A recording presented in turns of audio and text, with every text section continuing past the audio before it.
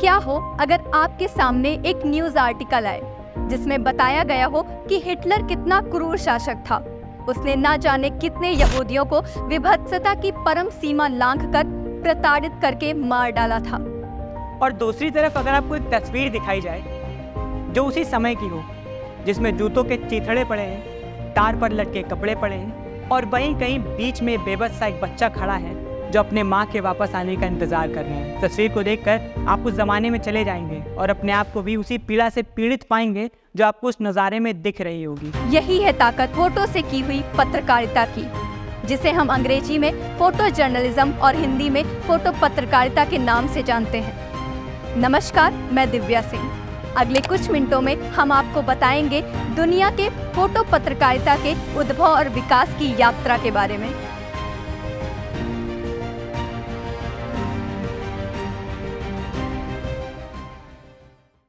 तो बात है उस समय की जब 16वीं सदी में कैमरे का आविष्कार हुआ।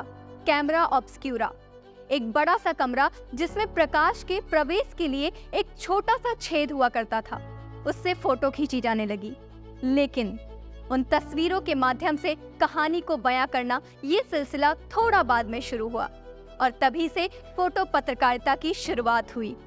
25 जून सन 1848, barricades on rue Saint Maur, June days uprising.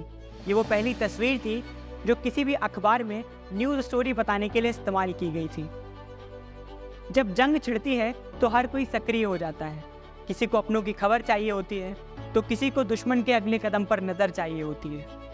Photo पत्रकारिता जिन दो शब्दों से बना है, उसका पहला शब्द फोटो अपने आप में खास है क्योंकि वो समय को बांध लेता है और शायद इसीलिए जब जब दुनिया में जंग छिड़ी, फोटो पत्रकारिता का महत्व बढ़ा और उसे बल मिला।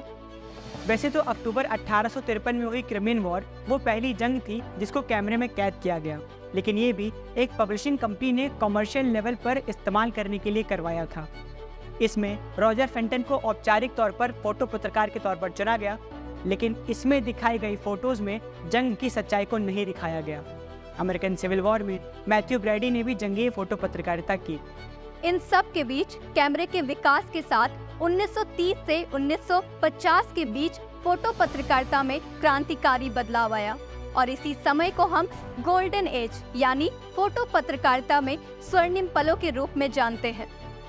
इसका कारण था 35 mm कॉम्पैक्ट कॉमर्शियल लाइका कैमरा जो कि 1925 में आया, जिसके बाद फ्लैश बल्ब के आविष्कार से फोटो पत्रकारिता में बढ़ोतरी हुई और तभी से शुरुआत हुई फोटो पत्रकारिता के आधुनिक युग की।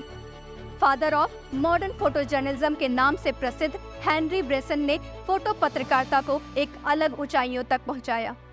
जूलियन ब्रायन ने पोलैंड पर हुए जर्मनी के हमलों को कैमरे में कैद किया और विलियम वैंडीवर्ट ने 1940 में लंदन पर हुए जर्मनी के हमलों को कैद किया, जिसे बाद में द ब्लिट्स के नाम से जाना गया। जॉन थॉमसन, जो कि आधुनिक पत्रकारिता के जनकों में से एक हैं, और अडोल्फ स्मिथ, जो कि रेडिकल जर्नलिस्ट के रूप में जाने जाते हैं।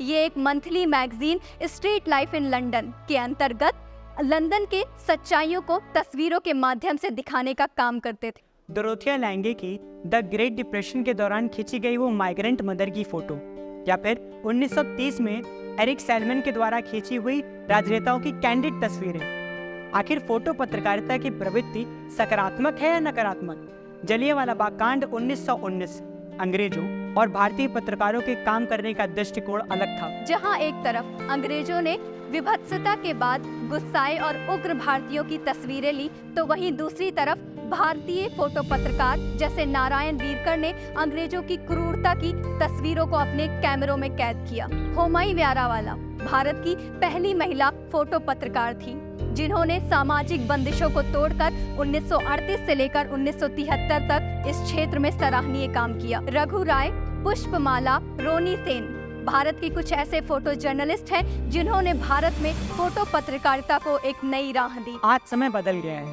तकनीकों में सुधार हुआ है और ज्यादा यूजर फ्रेंडली कैमरा आ गए हैं, और इन सब के साथ बड़ा है महत्व फोटो पत्रकारिता का भी, क्योंकि जो भाव एक फोटो से बयां हो सकता है वो शब्दों से बयां होना थोड़ा सा मुश्किल है। ऐसी ही और इन्फॉर्मेटिव वीडियोस के लिए जुड़े रहिए द कम्युनिकेटर्स के साथ। और अगर आपको ये वीडियो अच्छी लगी तो लाइक, शेयर, सब्सक्राइब करना ना भूलें। धन्यवाद।